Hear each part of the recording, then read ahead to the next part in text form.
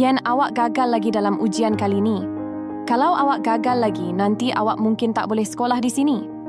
Baik, cikgu, Yen faham. Dulu Yen selalu dapat markah tinggi. Tapi sejak 3 bulan lepas, markah Yen makin rendah. Saya kena siasat kenapa Yen berubah.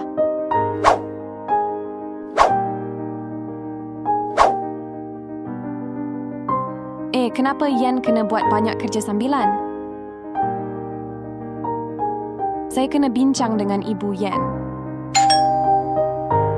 Hai, Cikgu Norma. Ada apa datang ke sini? Saya nak cakap tentang Yen. Ujian dia makin teruk. Sebenarnya, saya sakit jantung sejak 3 bulan lepas. Dan saya perlukan duit untuk rawatan. Sebab tu Yen kerja sambilan. Dia nak bantu saya. Oh, jadi Yen tak sempat belajar sebab dia penat kerja.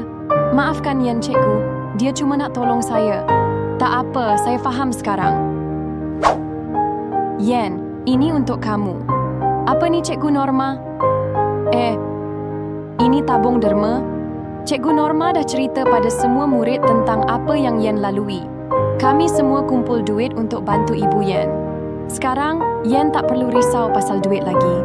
Yen boleh belajar dengan tenang. Terima kasih semua. Awak semua terharu tak dengan apa yang mereka buat untuk Yen?